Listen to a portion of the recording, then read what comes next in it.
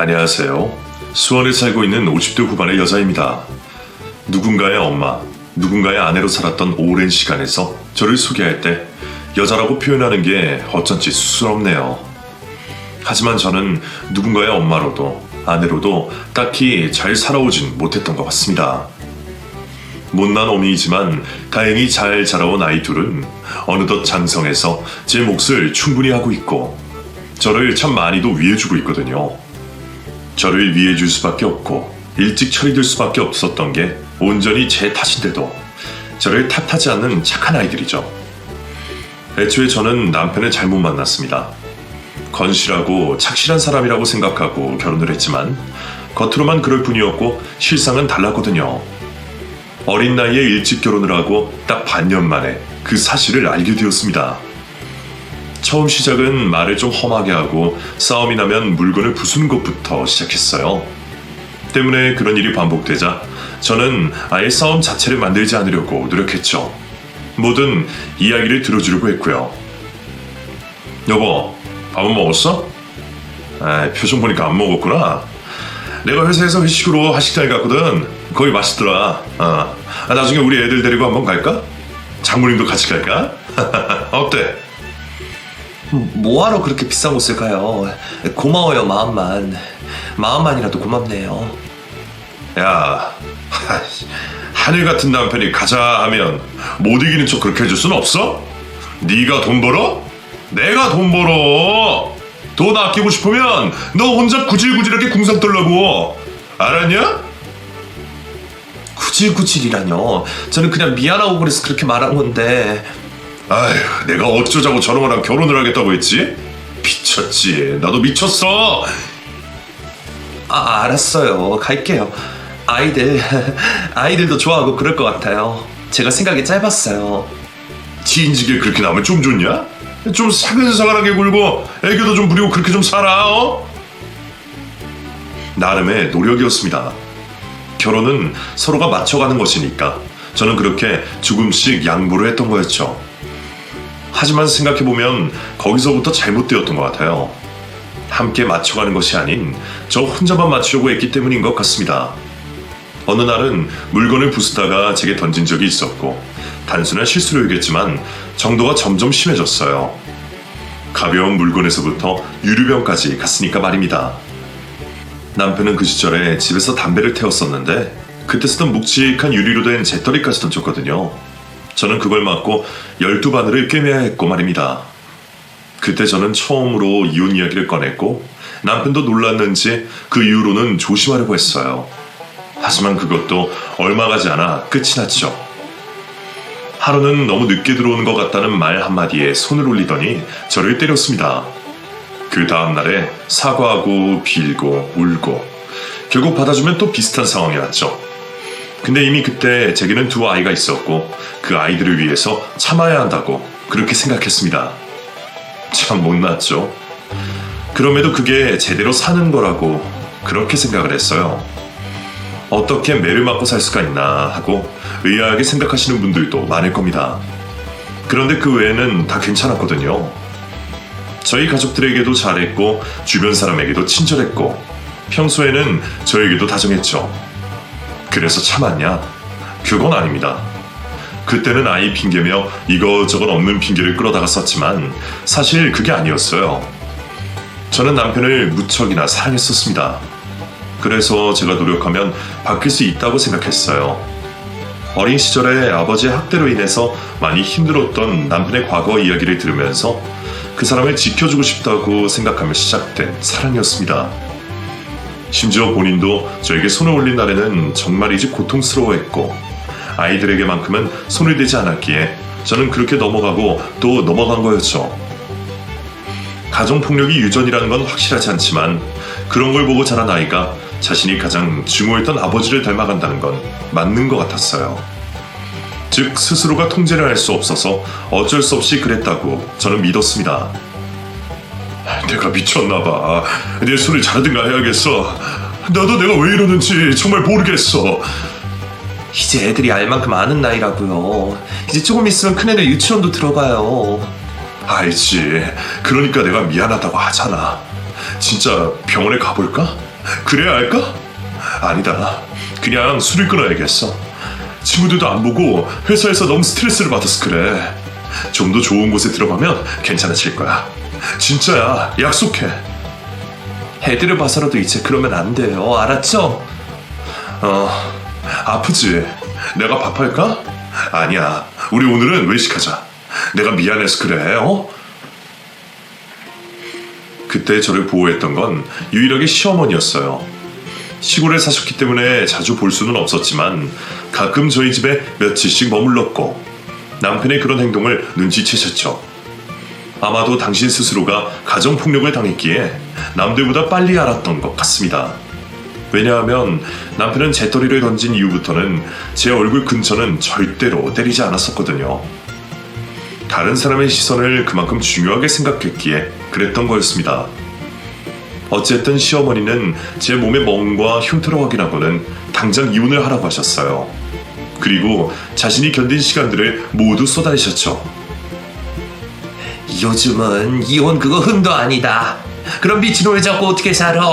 내 아들이든 뭐든 난 너부터 살려야겠어. 네 아이들도 생각해야지. 저렇게 클 거야. 싸우지만 않으면 괜찮아요. 제가 자꾸 말대꾸를 해서. 아유, 이 답답아. 그게 아니여. 싸움? 다툼? 그런 건 부부 사이에 당연한 거야. 그걸 왜 참고 견뎌? 너 머리가 모자라? 바보야? 너 당장 짐 싸서 나가. 제가 바꿀 수 있어요. 그 사람 많이 바뀌었고요. 네 몸에 상처, 가슴에 멍든 거 그거 난 멍든 부위만 봐도 알아. 그놈이 널 어떻게 공격했고 뭘로 때렸는지도 보인다고. 가슴에 멍이 드는 게 쉬운 줄 알아? 심지어 팔뚝은 잡고 비틀었지. 이게 부부라고 생각하니? 하지만 어머님, 나도 그랬어. 나도 너처럼 견뎠고 참았어. 우리 때는 그랬어. 그게 당연했고 이혼이란 건 모르는 시기였어. 그래서 여자들이 도망가서 숨어 살고 그랬다. 하지만 너희는 달라. 이혼? 그게 뭐 흠이라고. 외국은 뭐 이혼 2번도 하고 그런다더라. 그 사람 병원도 다니기로 했고 약속도 했어요. 달콤한 말로 아무리 떠들어 봐라. 그 사람도 그랬어. 그 영감탱이도 그랬다고. 그렇게 때리고 난 뒤에 잘하더라. 미안하다고 하고 죽을 죄를 지었다고 하고. 그러면서 바뀌는 게 있었을 것 같아? 절대로 아니야. 내 자식이 그걸 배우지 않기를 바랬는데 어쩌면 이런 일이. 그날 남편이 들어왔을 때 시어머니는 몽둥이를 꺼내 들어 남편을 때렸습니다. 얼굴이고 뭐고 가리지 않고 두들겨 팼죠. 남편이 반항을 하는 족족 꼬집고 핥히고 머리카락을 당겨서 뜯어내는 걸 보고 경악을 했지만 반항 한번 하지 않는 남편을 보니 눈물이 울컥 났네요. 자신도 아프다고 소리 지르면서 왜 제 소리는 듣지 못할까 하는 그런 생각이 들었기 때문입니다. 엄마 그만해. 적당히 하라고. 이제 그만하면 됐잖아. 그만? 넌 이제 아빠가 된 놈이 마누라한테 소리 대면서 뭐? 에이 썩을 놈. 아이씨 진짜 짜증나게. 힘들게 일하고 들어왔더니 아들이 이렇게 돼? 엄마가 이러니까 아버지한테 맞은 거 아냐. 오냐 그래. 그게 다 내 탓이다. 그래서 네 잘난 아버지는 어떻게 됐는데? 중풍 맞고 들어누워서 내가 제대로 간병을 해줄 것 같냐? 내가 왜 이혼 안 하고 사는데 그 인간 죽어가는 거 보면서 살라고 그런다. 너도 그렇게 생마강함하고 싶어? 자식 새끼한테 이런 취급받고 마누라한테 구박받으면서 늙어 죽고 싶냐고.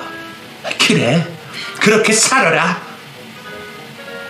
시어머니는 정말 손에 들리는 모든 걸로 남편을 내리쳤고 한참을 맞던 남편이 어머님을 밀쳐내더군요.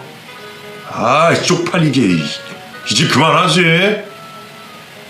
어머님 그 자리에서 통곡을 했고 남편은 결국 그 자리를 벗어나 나가버렸습니다. 저는 그런 시어머니를 어르고 달랬고요. 하지만 그날 저는 속으로 엄청난 두려움이 휩싸였습니다. 시어머니가 다시 시골로 내려가시면 제게 어떤 보복을 할지 예상할 수 있었으니까요. 그런데 그 이후로 한참을 잠잠했고 시어머니가 가신 이후에도 제게 손이 되지 않았습니다. 그게 1주일, 2주일이 지나자 제 가슴에는 희망이 피어났죠. 어쩌면 남편이 바뀌었을지도 모른다는 희망이었어요. 하지만 그것은 착각이었습니다. 남편이 아예 집에 들어오지 않는 날이 많아졌으니까요. 심지어 생활비조차 주지 않아서 생활이 힘들 지경이었습니다. 여기저기서 돈을 빌리고 융통을 해서 겨우 살림을 이어가는 수준이었죠. 당장이라도 일을 하고 싶었지만 당시 겨우 3살이었던 아직 어린 작은애는 손길이 필요한 나이였습니다. 여보, 생활비라도 줘요. 아이들 음식이라도 제대로 해줘야죠. 오랜만에 남편이 들어왔는데 돈 이야기부터 하네. 날 그동안 돈으로 본 거야? 제대로 돈 한번 벌어본 적도 없는 주제에 뭘 안다고. 그러니까 왜 우리 엄마한테 그걸 말해? 제가 말한 게 아니라 제가 다친 걸 보고. 아니라고 했어야지. 잡아떼면 그만인데 어디서 넋 놓고 다니다가 굴렀다고 하거나 동네 양아치한테 맞았다고 했으면 넘어갔을 일이잖아. 내가 그 일 때문에 얼마나 시들린 줄 알아? 남편 알기를 먹같이 하니까 네가 이러는 거지? 어디 한번 너도 고생 좀 해봐. 난 괜찮아요. 근데 아이들한테 피해가 가니까 문제죠. 그러니까 그만 화 풀고. 화? 내가 지금 화가 난 것 같아? 난 그냥 오만정이 떨어졌을 뿐이야. 언제는 날 보호하고 싶다며, 날 바뀌게 해준다며. 그런데 그거 조금 맞았다고 시어머니 때 그걸 잃어? 넌 양심이라는 게 존재하긴 하냐? 네 편 들어주고 나 맞는 거 보니까 속이 시원하세요. 그래, 얼마나 좋았겠어. 내가 빗자루랑 신발이랑 애호박이랑 또 마늘 빻는 몽둥이로 맞을 때 웃었지? 그치? 속으로는 더 때려라 이러고 있었을 거 아니야. 말리지도 않았고. 여보, 너 당장 꺼져. 내 집에서 나가. 나 너랑은 못 살아. 소름 끼쳐서 어떻게 살아? 그러니까 여기서 당장 나가서 살아. 너 혼자 돈도 벌고 그렇게 살라고. 알았냐? 저는 결국 그날로 그 집에서 쫓겨났습니다. 정말로 신발도 제대로 신지 못하고 아이 둘을 끼고 말이죠. 그때가 초겨울이었습니다. 시간은 늦은 새벽이었고 저는 얇은 옷차림으로 아이 둘을 끼고 현관 앞에서 밤을 새워야 했죠. 하지만 남편은 결코 그 문을 열어주지 않았어요. 문제는 제가 갈 곳이 없었다는 겁니다. 기댈 친정도 형제도 없었으니까요. 그래서 제가 선택한 것은 시댁이었습니다. 제가 아이 하나는 없고 하나는 손에 끼고 시골로 내려갔을 때 시어머니는 저를 보고 엉엉 우셨어요. 그리고 양말도 신지 못해 꽁꽁 얹 채 발을 잡고 미안하다고 하셨죠. 그렇게 저희는 그곳에서 살게 되었습니다. 당시 시어머니는 남의 집 밭일을 다녔었는데 저도 그곳에 함께하게 되었어요. 때가 되면 양파며 감자며 고사리며 일손이 많이 필요했기 때문이었습니다. 다행히 아이를 업고 할 수 있는 작업도 있어서 일손을 거둘 수 있었고 저 스스로 돈도 벌어보게 되었죠. 몇 푼 되지 않는 돈이었지만 그게 나쁘지 않았어요. 까맣게 타버린 얼굴이었지만 더 이상 아프지 않았고 아이들도 시골 생활에 차츰 적응해 갔습니다. 여자도 돈을 벌어야 해. 나도 저 인간 만났을 때는 그저 남자가 벌어주는 돈으로 살림하면 끝인 줄 알았다. 내가 언니가 셋이고 아래로 동생이 하나가 있는데 다 그렇게 살았으니까. 근데 살아보니 그게 아니더라. 돈이 있어야 힘이 생겨. 그런 것 같아요. 저도 남편 만나고 돈을 벌어본 적이 없다는 게 무섭더라고요. 이혼 도장은 찍었어? 아니요. 아휴, 차라리 확 딱 찍고 재산이라도 얼마 챙겨서 나오지. 이 미련 곰탱아. 엄밀히 따지면 나 너 시어머니다. 시어머니가 어떤 존재인 줄 알아? 내 아들 빼앗아간 며느리가 밉고 내 아들이 아까워 죽을 것 같아서 괜히 트집 잡고 그러는 존재야. 근데 난 뭐냐? 너한테 계속 미안해하고 이게 뭐냐고. 죄송해요. 너 그 성격 고쳐. 그렇게 착해 빠져서는 아무것도 안 된다. 여자는 순종적이다. 개뿔 뜯어먹는 소리야. 여자가 순종적이면 저런 폭력 쓰는 인간들한테는 그냥 먹잇감만 되는 거야. 알아? 욕도 좀 배우고 밭일 하다 보면 근력도 들어서 너도 같이 패고 그래. 알았어? 실제로 저는 그곳에서 시어머니에게 욕하는 방법도 배웠습니다. 그리고 함께 밭일을 하는 분들 중에 입이 거친 아주머니가 계셨는데 저를 잡고는 싸우는 연습까지 시키셨죠. 조금 엉뚱하긴 했지만 그런 시어머니가 싫지 않았어요. 저를 이해하고 유일하게 신경 써주는 존재였으니까 당연했을지도 모릅니다. 그리고 무엇보다 시어머니는 몸소 그걸 제게 보여주시곤 하셨죠. 여보, 반찬이 이게 뭐야? 그러니까 풀밖에 없네? 난 고기 먹을 건데 아픈 사람은 이런 거 먹어야 해. 그러니까 군말하지 말고 이거나 잡숴. 고기 줘. 고기 먹고 힘쓰면 또 나 때리시게? 감자나 얻어 터지기 전에 닥치고 드셔. 그러게 중풍 걸리기 전에 나한테 꽃이라도 안겼어봐 이러고 사나. 영감은 평생을 후회하면서 풀이나 뜯어요. 그래야 오래오래 살면서 내 서러움 다 풀어주지. 그치? 이게 정말 내가 당신 가만 안 둘 거야. 할망구 너 죽일 거야. 네네, 저 앞에 저승사자 왔네. 아, 근데 내 이름이 아니라 당신 이름을 부르네. 얼른 오라고. 망할 옆에 내가 이 미친 할망구야. 내가 만약에 먼저 죽잖아? 그럼 당신은 욕창이 생겨서 피부가 썩어가다가 뒤질 거야. 근데 그걸 누가 보기나 해? 아무도 안 봐. 그걸 보는 건 오로지 당신뿐이야. 피부 위에 구더기가 지나가는 걸 보다가 뒤질 거라고. 그러니까 나 저주하고 그러지 말고 사죄하고 빌어. 야! 왜? 소시적인 시아버지는 시어머니를 학대했다고 했습니다. 단순한 가정폭력 이상이라 늘 그렇게 표현했다고 했죠. 옆집에 숟가락이 몇 개인지 아는 시골에서는 유명했다고 해요. 늘 눈은 부어 있었고 실핏줄과 입가는 터진 상태였다고 합니다. 갈비뼈가 3대가 부러져서 몸을 움직이지 못하는 날에도 술 심부름을 시켰고 거의 기어가서 동냥을 해왔다고 하더군요. 무엇보다 아픈 이야기는 둘째였습니다. 남편을 낳고 나서 아이는 더 이상 낳지 말아야겠다고 생각했는데 덜컥 들어선 둘째 때문에 어디서 컷 죽고 싶었다고 하더군요. 하지만 차마 이미 낳은 아이를 두고 갈 수가 없어서 가파른 언덕에서 몸을 굴렀다고 합니다. 그렇게 몇 날 며칠을 굴렀고 결국은 유산을 하게 되었다고 해요. 시어머니는 그때 그 일만 떠오르면 시아버지의 밥상의 반찬 가짓수를 줄였다고 했습니다. 제게 진정한 복수란 이런 것이다를 몸소 보여준 거였죠. 당하고 살지 마라. 애초에 저것들은 여자만 패. 난 저 인간이 어디서 남자랑 싸움했다는 말도 들어본 적이 없다. 그저 만만한 게 여자고 가족이지. 천벌을 받은 거야. 너도 강해져라. 내가 비록 하지 못했지만 넌 달라질 수 있어. 네, 아이들을 위해서라도 지킬게요. 그래, 넌 잘할 거야. 나도 내 아들이라 너한테 차마 이렇게 복수하라고 하고 싶진 않다. 하지만 첫 단추를 잘못 끼웠다면 다시 시작해도 좋다. 조급할 것도 없어. 알겠니? 네, 어머님.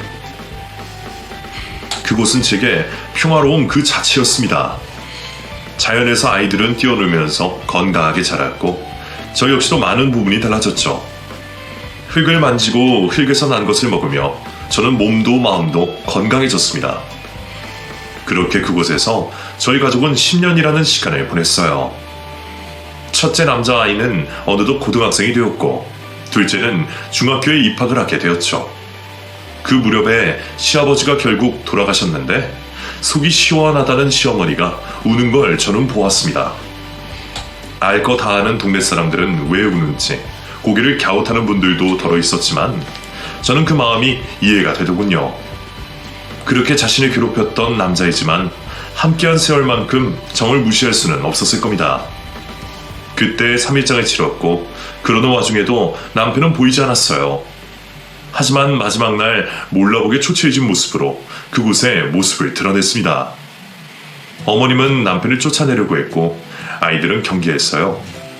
그러자 남편이 마당에 무릎을 꿇고는 울기 시작했습니다. 여보, 내가 잘못했어. 내가 잘못했다고. 미안해, 필요 없어. 그 엄동설한에 우리를 내쫓고 나도 그때 당신 끊었어. 아, 여보, 내가 이렇게 빌잖아. 나 여기 아버지 때문에 내려온 거 아니야. 당신 데리고 가려고 이렇게 내려온 거야, 어? 엄마도 좀 설득해줘. 내가 그렇게 오라고 할 때는 들은 척도 안 하더니 10년이 지나서 뭐? 너 같은 자식 새끼 나도 필요 없다. 여기서 당장 나가. 그때는 나도 사정이 있었고. 사정? 어디서 어린 여자나 불러서 놀았겠지. 왜? 그 여자는 네가 때리니까 안 맞았죠? 개집질하는 것도 꼭 지 애비를 닮아가지고. 엄마도 그러는 거 아니야. 내가 왜 이렇게 됐는데? 엄마가 아버지랑 그렇게 살아서 내가 보고 자란 게 그것뿐이라 그런 거 아니야. 이게 내 탓이야? 나도 모르게 그렇게 된 건데? 그래서 엄마는 아들 진짜 이혼시켜야 좋겠어? 그래야 마음이 편해? 너 이 새끼 말 잘했다. 그래서 내가 이혼시키려고 그런다. 내가 못했으니까 내 손자들을 지켜야 될 거 아니야. 널 보고 자라면 너처럼 된다는 건데 그걸 내가 말려야지. 여보. 어머님 말씀 못 들었어요? 저도 생각 다르지 않고 애들도 원하지 않아요. 여기서 공부시킨 건 아니지. 애들을 생각해. 언제까지 이런 총구석에 있을 거야? 그리고 애들 대학 안 보낼 거야? 지금 당신 형편에 공부시키는 게 가능할 거라고 생각해? 나 정말 바뀌었어. 병원도 꾸준히 다녔고 일도 열심히 했다고. 진짜야. 날 믿어. 어? 병원은 매번 간다는 말만 했지 한 번도 간 적이 없었다는 거 내가 모를 줄 알아요? 진짜야. 진단서? 그러면 원하면 다 뽑아줄게. 1년을 넘게 다녔고 정말 반성 많이 했다. 날 믿어. 정말 내가 당신 때리잖아? 각서 그거라도 쓸게. 애들한테 아빠 노릇하게 기회를 줘. 나한테도 그런 기회를 줄 수 있잖아. 어디서 입에 발린 소리를 해? 네 애비도 매번 그러더라. 잘못했다고. 무릎도 어찌나 가벼운지. 기라는 게 정말 소름 끼치게 무섭네. 무서워. 엄마, 나 정말 죽어. 저 사람 없으니까 이제 알았다고. 죽어? 그럼 당장 나가서 죽어. 내 집에서 죽지 말고. 야, 손님 가신다. 그리고 소금 뿌려라. 모진 마음을 먹고 남편을 쫓아냈을 때 포기할 거라고 생각했어요. 그런데 남편은 다시 돌아가지 않았습니다. 차 안에서 잠을 자고 아침부터 나와서 현관을 지키고 있었죠. 그리고는 저희가 밭일을 하면 뒤를 쫓아왔고 욕을 먹으면서도 일을 도왔습니다. 그리고 집에 보수가 필요한 곳 여기저기를 고치고 아이들에게 휴대폰까지 선물했더군요. 첫째는 어린 나이이긴 했지만 아버지에 대한 기억이 선명했기에 받지 않았지만 둘째는 서서히 아버지란 존재를 좋아하기 시작했습니다. 무슨 수를 써서라도 갈라놓고 싶은 마음이었지만 남편과 제 문제에 아이들까지 끌어들이기 싫어 그냥 뒀네요. 제가 싫다고 아이들에게까지 미워하는 마음을 전염시키고 싶지 않았기 때문이었죠. 선택은 아이들이 할 문제라고 그렇게 생각했네요. 그런데 그렇게 며칠이 지나자 늘 남편을 쫓아내고 욕을 하던 시어머니가 어느 날 제 손을 잡고 말씀을 하셨습니다.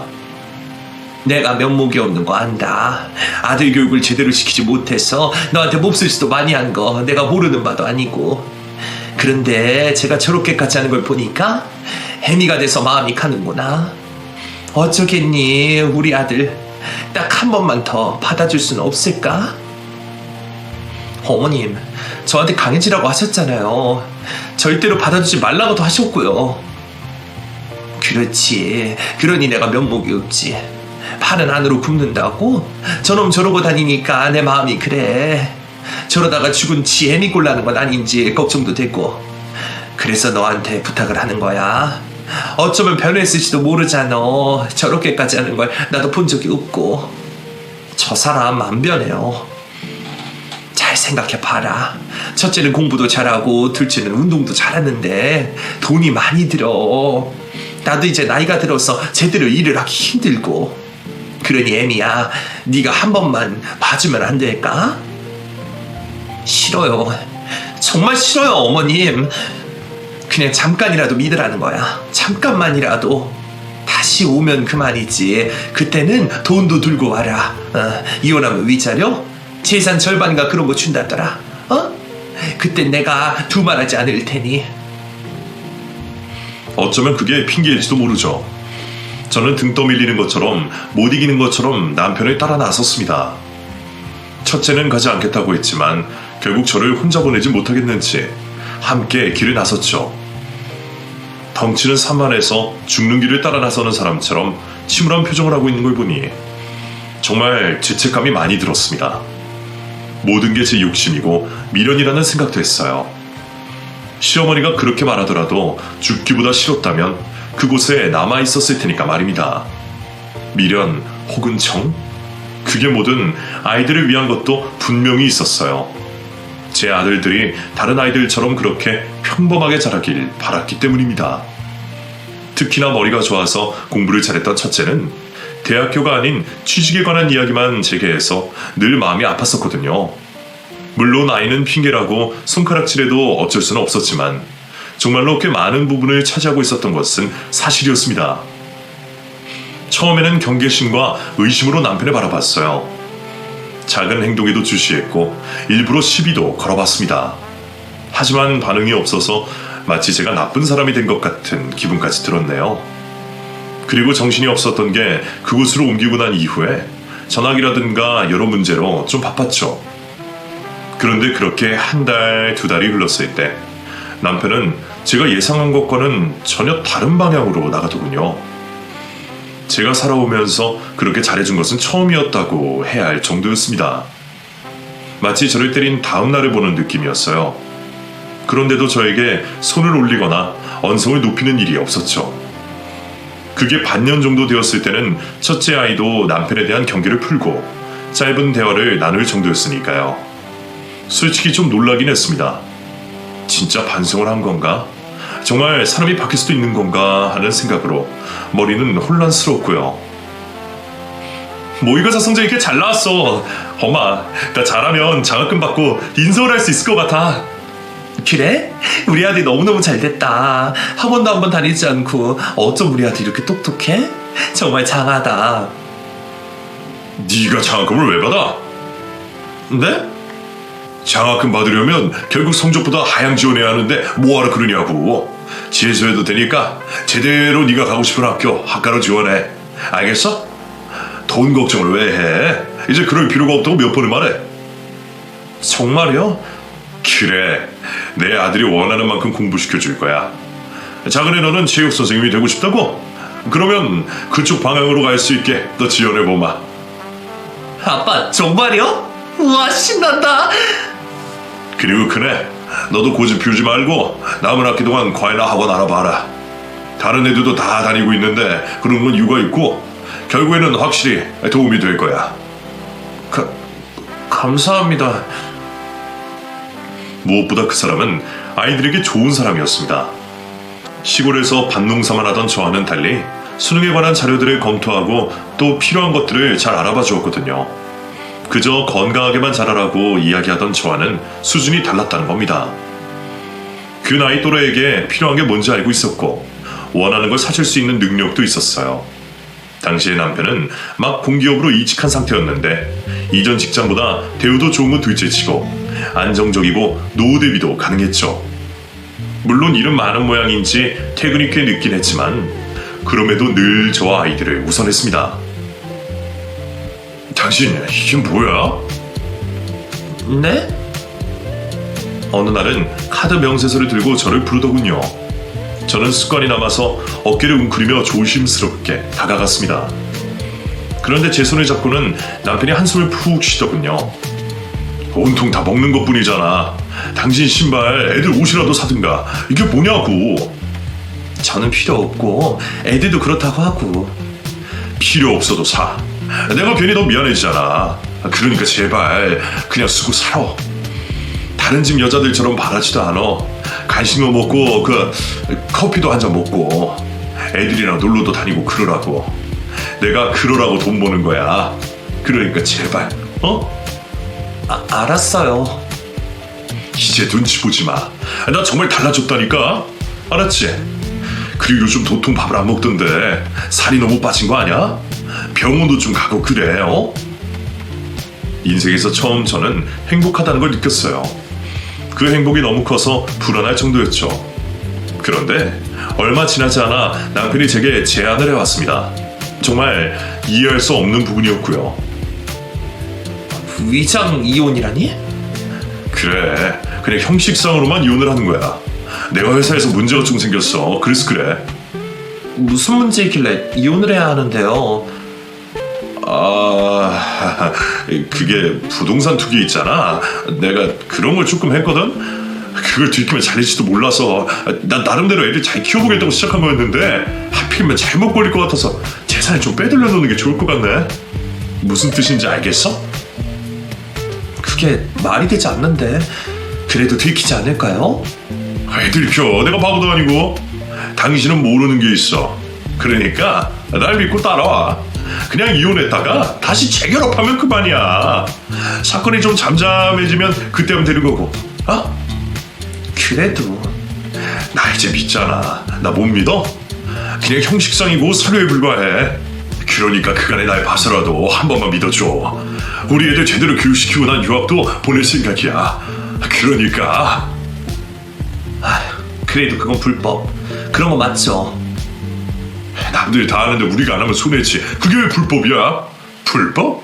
그 돈 없는 인간들이 우리들한테 하는 개소리지. 자기들이 못하니까 바닥에서 지는 거야. 불법이라고 손가락질하면서. 결국에 부러워서 죽는 거고. 인간이 다 그래. 그래서 그 수준을 못 벗어나는 거고. 아무리 그래도 아이들이 이걸 아는 것도 스트레스를 받을 거고 다른 방법도 있잖아요. 어머님 명의라든가 아니면 친척들 있잖아요.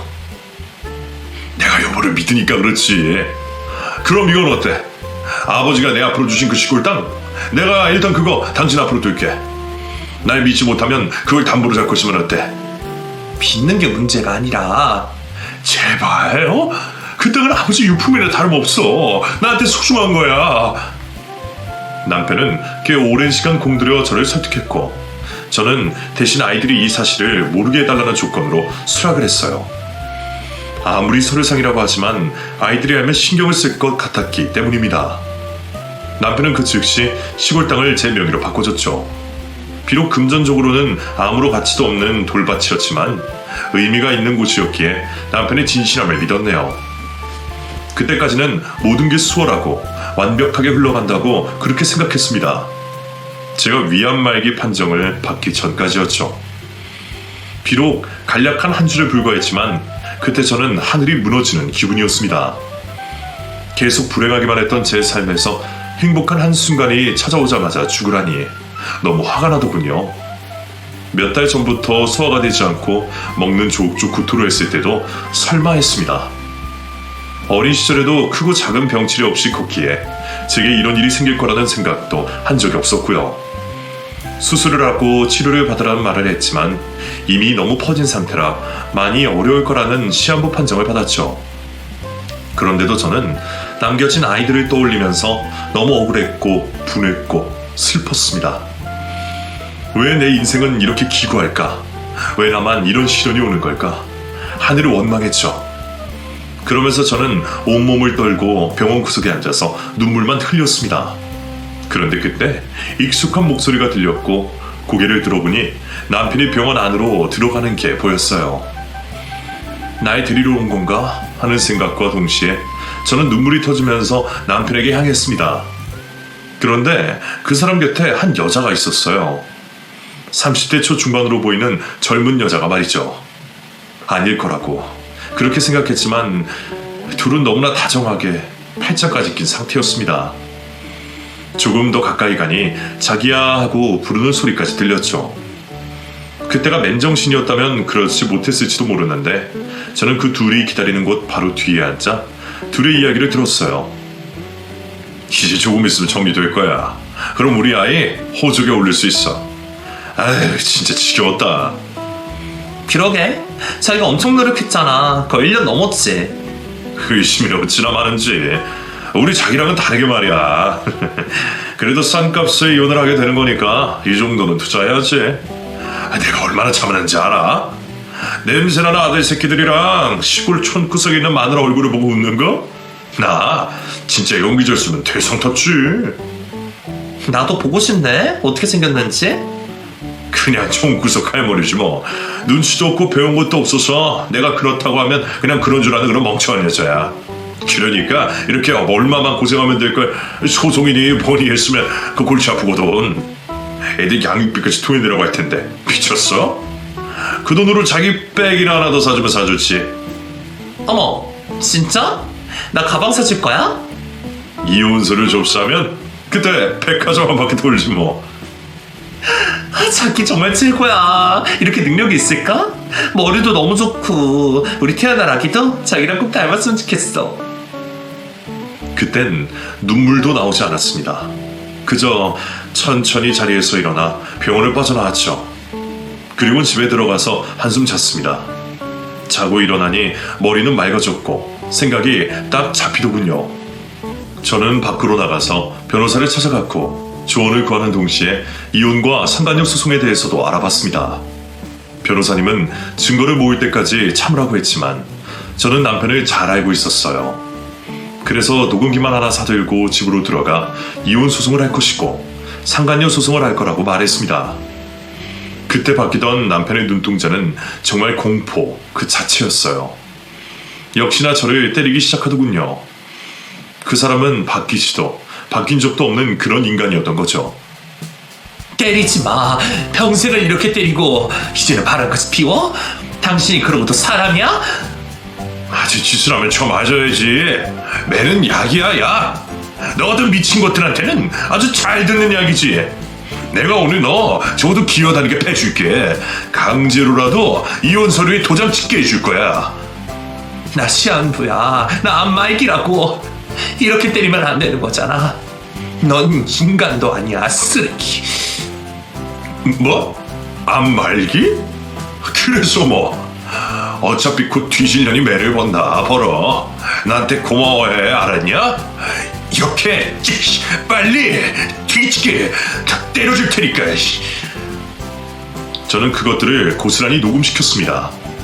그리고 마침 아이들이 들어왔고 제가 맞는 모습에 두 아이들이 달려들어 남편을 떨어뜨려 놨죠. 저는 천천히 일어났습니다. 그리고 녹음기를 끄고 남편의 급소를 발로 찼죠. 아이들에게 똑바로 잡으라고 하자 발을 걸어서 넘어뜨리기까지 하더군요. 그래서 저는 제 앞에 무릎을 꿇고 소리를 지르는 남편의 뺨을 쳤습니다.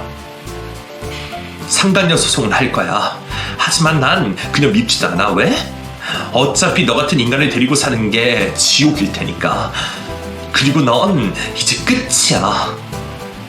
저는 녹음기를 들고 집을 도망치듯 나왔고 바로 그 사람 회사로 발길을 돌렸어요. 일반적인 회사가 아니라 공기업이었기에 가능한 일이었죠. 저는 그걸 들고 감사실로 갔습니다. 그리고 그곳에서 제 사정을 설명했죠. 그랬더니 공기업 이미지에 타격이 가기 때문에 불륜에 관한 일도 징계에 사유가 되며 파면 절차가 따로 마련이 되어 있다고 하더군요. 하지만 제보만으로는 처리하기 어렵고 증거와 첨부 서류 등을 제출하라고 했고 저는 녹음기와 예전부터 가지고 있던 병원 기록 진단서까지도 모두 주었습니다. 처리 절차는 징계위원회를 소집한 이후에 이루어진다는 답까지 받아왔네요. 무엇보다 그렇게 파면이 되면 퇴직금도 받을 수 없다고 했죠. 저는 그곳으로 그치지 않았고 백화점 앞에 섰습니다. 제 후줄근한 차림을 보면서 머뭇거리긴 했지만 마음을 다잡고 그곳에 들어갔죠. 그리고는 손에 잡히는 걸로 긁을 수 있는 만큼 긁었습니다. 아들 시계부터 시작해서 제 가방, 구두, 옷까지 말이죠. 컴퓨터와 태블릿이라는 것도 결제를 했어요. 그것이 아들의 대학 입학 축하 선물이라고 생각했습니다. 너 미쳤어? 내 카드로 뭐하는 짓이야? 너 집에 당장 들어와 얼른! 현금 출금도 되더라. 카드 정지했니? 근데 이미 난 돈을 뽑아버려서 어쩌지? 네 여자친구, 아니 너 옷에 샌드백한테 사줄 핸드백은 한참 있다가 사야겠다. 이게 진짜 죽을 날 받아놓으니까 보이는 게 없어? 이 미친년 개같은... 뭐? 욕이 고작 그거냐? 내가 한번 욕 제대로 해줄까? 차마 그 욕을 여기에 쓸 순 없지만 남편이 말도 제대로 못할 정도로 엄청나게 심한 욕, 그것보다 더 심한 욕으로 응징까지 해줬죠. 어찌나 속이 후련하던지 병이 나은 것 같은 기분이 들 정도였습니다. 그 뒤로는 꽤 긴 소송이 진행되었어요. 남편은 회사에서 파면되었고 저에게는 재산의 절반과 위자료까지 배상하라는 판결이 나왔습니다. 물론 상간녀 소송에서도 승소했고요. 들리는 소문에는 그 상간녀와도 잘 되지 않고 헤어지고 빈털터리 신세로 지내고 있다고 합니다. 한때는 잘 나가던 사람이 한순간에 직장도 여자도 잃고 파산까지 했다고 해요. 내가 다시는 그런 짓 안 할게. 진짜로 안 할 거야. 여보, 우리 엄마를 봐서라도. 당신 아픈데 애들은 어쩔 거야. 애들 생각은 안 해? 애들 생각. 매번 그 핑계로 너 같은 인간이랑 살았어. 근데 애들을 위해서도 너랑은 안 살아. 너 같은 인간한테 물드는 것보다 혼자 사는 게 훨씬 나아. 당장 꺼져. 왜 말을 그렇게 함부로 해? 입이 너무 거칠다? 전에 했던 욕 다시 또 해줄까? 너도 이제 늙었어. 내가 너보다 운동도 많이 해서 힘도 더 세고. 왜? 너희 아버지처럼 그렇게 살고 싶어? 내가 그렇게 해줄까? 야! 여보, 제발 나 진짜 죽어. 제발 어디 가서 좀 죽어라. 저는 소송으로 받은 재산과 위자료로 그 나이 대학까지 보냈습니다. 몇 번을 저희를 찾아와 다시 받아달라고 빌다가 윽박 지르고 했지만 위협적으로 큰 덩치의 큰애와 작은애의 재지로 벗어날 수 있었네요. 물론 저도 머리털 좀 뽑아주고 욕도 했죠. 그래도 근처를 어슬렁거리는 게 못마땅해서 저는 아들과 이사를 해서 수원에서 살게 되었습니다. 저희는 첫 집이었지만 사실 이곳에 머무는 것보다 병원에 있던 시간이 더 길어요. 시어머니도 제 병간호를 위해 병원 생활을 하시고 계시죠. 수술도 했고 항암 치료도 했고 노력도 했지만 폐까지 진행이 되어 일주일 전 더 이상은 어렵다는 말을 들었습니다. 하지만 저도 이제는 받아들이려고 해요. 이제 작은애도 어엿한 성인이 되었기 때문이죠. 원망도 많이 했지만 괜찮아졌습니다. 제 온전한 삶의 기쁨인 두 아이가 너무 잘 자랐으니까요. 저는 비록 언제 죽을지는 모르지만 저를 기억하는 사람들이 있어서 기쁩니다. 시어머니는 저를 따라가겠다며 계속 우시는데 그게 가장 마음에 걸리네요. 비록 저는 이렇게 가지만 남겨진 사람들이 저를 위해 조금만 덜 울길, 덜 슬프길 바라봅니다. 그게 제 마지막 바람이니 다들 너무 힘들어하지 않았으면 좋겠어요. 마지막으로 시어머니와 저희 두 아들에게 꼭 전해주세요. 내가 많이, 정말 많이 사랑한다.